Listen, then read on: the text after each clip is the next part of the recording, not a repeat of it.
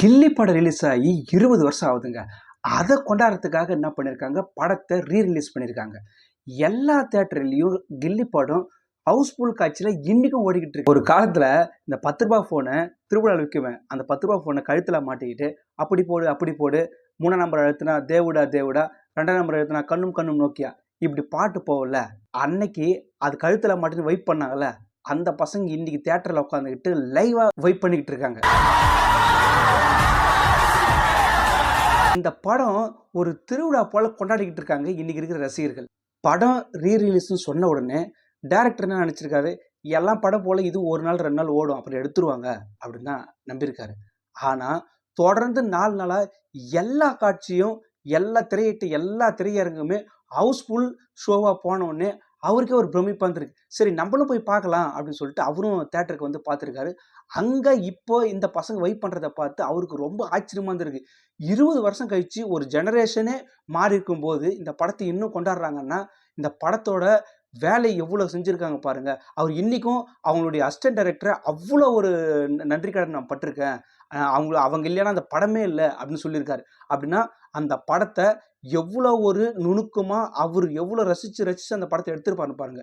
ஏன்னா இந்த படம் பேசிக்கா ஒரு ரீமேக்கான படம். அதாவது தெலுங்குல ஒக்கடுன்னு ஒரு படம் வந்திருக்கு.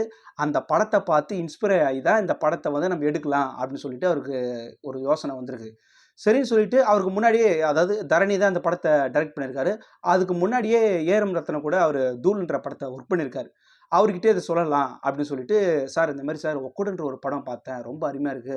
நம்ம வேணா அது ரீமேக் பண்ணலாம் அப்படின்னு சொல்றப்போ, அது ஆல்ரெடி ஏ.ஆர். ரத்னமே அப்படி ஒரு ஐடியா வந்திருக்கு. சரி ஓகே. பண்ணலாம் அப்படின்ற உடனே, சரி நீங்க ஒர்க் ஸ்டார்ட் பண்ணுங்க. யாரு ஹீரோவா போடலாம்னா, விஜய் சார போடலாம் அப்படின்னு இருக்காங்க. ஆல்ரெடியே ஏ.எம். ரத்னமும் நம்ம விஜய் சாரோட அப்பாவும் பேசியிருக்காங்க. இந்த மாதிரி ஒக்கடுன்ற ஒரு படத்தை நான் ரைட்ஸ் வாங்கியிருக்கேன். நம்ம பண்ணலாம் அப்படின்ற மாரி. சரி ஓகேன்னு சொல்லிட்டு எல்லாருமே கமிட் ஆகுறாங்க.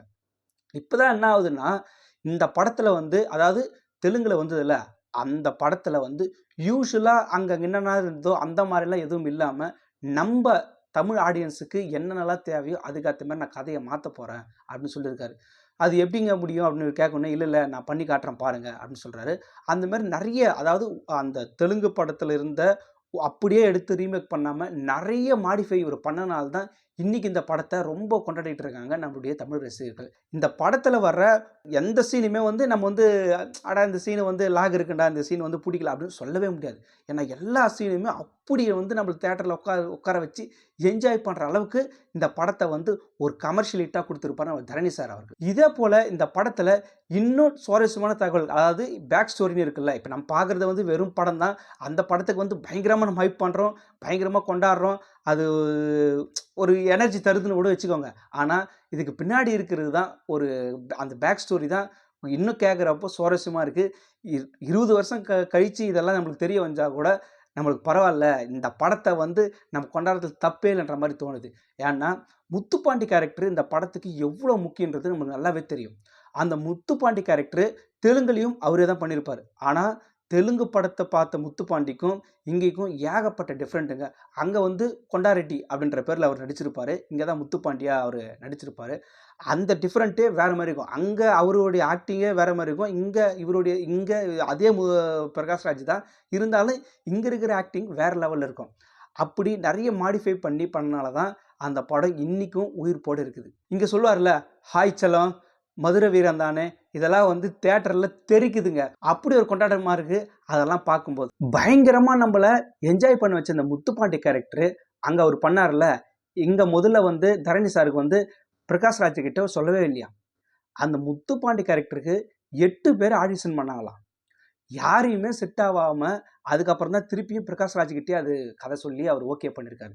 இத பார்த்துக்கிட்டே இருந்த வ நம்ம பிரகாஷ்ராஜ் என்ன பண்ணியிருக்காரு, அதாவது பிரகாஷ்ராஜும் தரணி சாருமே க்ளோஸ் ஃப்ரெண்ட் தான்.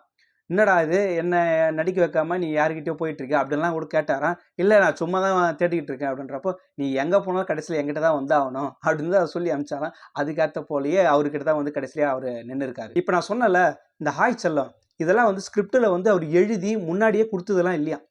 ஆன் ஸ்பாட், அதாவது ஷாட்லாம் ரெடி ஆயிட்டு, எப்படி பண்ணலாம்? இது அங்க அப்படி பண்ணிட்டாங்க. இங்க நம்ம எது பண்ணலாம்? அப்படி தோணி, சரிப்பா நீ ஹாய் செல்லம் இப்படி சொல்லிக்கோ அப்படின்னோனே, ஓகே அடுத்த செகண்டே அவரு கமிட் ஆயி ஹாய் செல்லம் அப்படின்னு சொன்னாராம்.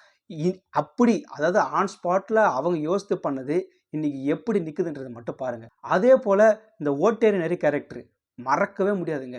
20 வருஷம் கழிச்சும் அந்த கேரக்டரோட நேமு எல்லார் மனசுலயும் பயங்கரமா பதிவாயிருக்குது. இப்படி ஒவ்வொரு கேரக்டரும் அந்த படத்துல அவ்வளோ ஒரு அருமையா அவருடைய ஸ்கிரிப்ட்ல இருந்ததுனால தான் அந்த படம் எல்லாரும் கொண்டாடுற மாதிரி இருக்கு. இந்த படத்துல வர சாங்ஸ் எல்லாமே ஹிட்டுங்க. எல்லாமே பயங்கர ஹிட்டு. பயங்கரமா வைப் பண்ற அளவுக்கு இந்த பாட்டுங்க வந்து இருக்கும். இது தெலுங்குலயும் நெறைய மாடிஃபைன்னு சொன்னேன்ல, அப்படி பாட்டும் கூட அப்படியே எடுத்து அந்த டியூனே போடாம வித்யாசாகர் சாரு இல்ல. இந்த படத்துக்கு நான் போட்டு தரேன். அந்த டியூன் வேணாம். நான் உங்களுக்கு ஃப்ரெஷ்ஷா போட்டு தரேன். அவ்வளோ அருமையா உங்களுக்கு நானு செஞ்சு குடுக்குறேன். அப்படின்னு சொல்லி தாங்க இந்த பாட்டு கம்போசிங்கே பண்ணியிருக்காரு. அதாவது இப்போ தரணி சாரும், இவங்க வித்யாசாகர் சாரும் உட்காரும்போது, இவங்க சுச்சுவேஷன் சொல்லி ரொம்ப அந்த ஒரு டைரக்டர் மூடுன்னு சொல்லுவாங்கல்ல, அப்படிலாம் இவங்க கம்போசிங் பண்ணதே இல்லையாம். இதுவரைக்கும் அவங்க சேர்ந்து பண்ண படம் எந்த படமே அந்த மாரி பண்ணது இல்லையாம். கேஷுவலாக எங்கேயாச்சும் ஒரு டீ கடையில் உட்காந்துருப்பாங்களாம். சுச்சுவேஷன் சொல்லுப்பா அப்படின்னு சொல்லுவாங்களாம். டீ குடிச்சிக்கிட்டே இப்படி தான் அப்படி தான் ஜாலியாக பேசிக்கிட்டு ஓகே இதான் டியூனு போ இதுக்கு யார் எழுதணுமோ எழுதி கொண்டு வாங்க அப்படின்னு சொல்கிற மாதிரி தான் கம்போசிங்கில் உட்காந்துருக்கணும்.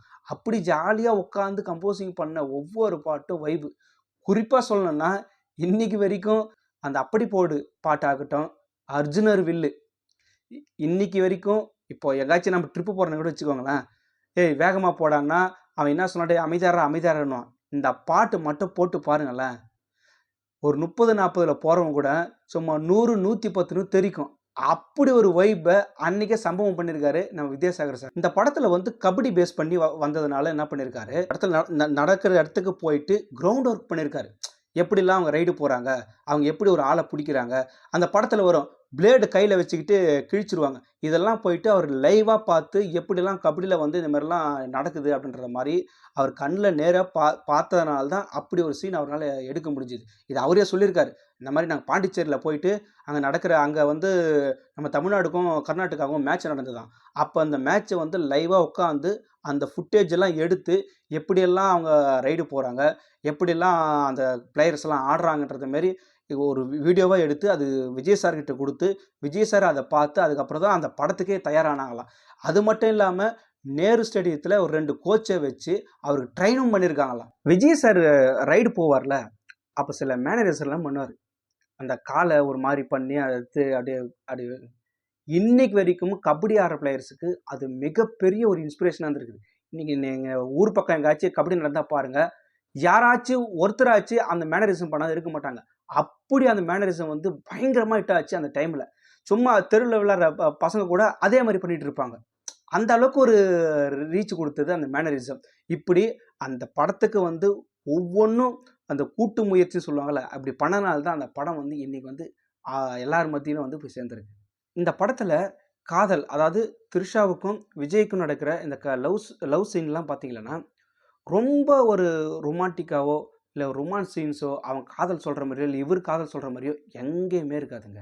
ஆனால் கடைசி டைமில் அவங்கள ஃப்ளைட் ஏற்றும் போது நமக்கே ஒரு மாதிரி ஆகிடும்.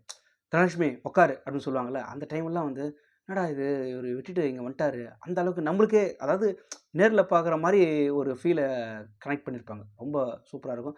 அதுக்கப்புறம் இவர் ஃபைனல்ஸில் வந்து இவர் சரியாக அந்த த்ரிஷாவோட ஞாபகத்திலே ஒரு சரியாக விளையாடாமல் நிறையா இதுவாகிட்டு இருக்கும். அப்போ அவங்க அந்த கிரவுண்டுக்கு வந்து நான் இருக்கேன் நீ விளையாடு அப்படின்னு சொல்கிறப்போ நமக்கே வேற லெவலில் ஒரு ஐப்பு தரும். அந்த படத்தோட வெற்றிக்கு நான் மட்டும் காரணம் இல்லை, என்னுடைய அசிஸ்டன்ட் டைரக்டர்ஸு, என்னுடைய கேமராமேன், என்னுடைய மியூசிக் டைரக்டரு, என்னுடைய ப்ரொடியூசர் எல்லாருமே தான் இந்த படத்துக்கான வெற்றிக்கான முழுக்க காரணம் அப்படின்னு சொல்லியிருக்காரு. ரொம்ப நாள் கழித்து தேட்டரில் இப்படி ஒரு படம் கொண்டாடுறத கண் முன்னாடி பார்க்கும்போது ரொம்ப சந்தோஷமாக இருக்குது. இந்த வீடியோ உங்களுக்கு பிடிச்சிருந்தா லைக் பண்ணுங்கள், ஷேர் பண்ணுங்கள், கொஞ்சம் சப்ஸ்கிரைப் பண்ணி விடுங்க. நீங்கள் பண்ணுற சப்ஸ்கிரைப் தான் எனக்கு அடுத்த வீடியோ போடுறதுக்கு மோட்டிவேட்டாக இருக்கும். உங்கள் ஃப்ரெண்ட்ஸுக்கிட்ட சொல்லி இதை கொஞ்சம் பண்ணி விடுங்க.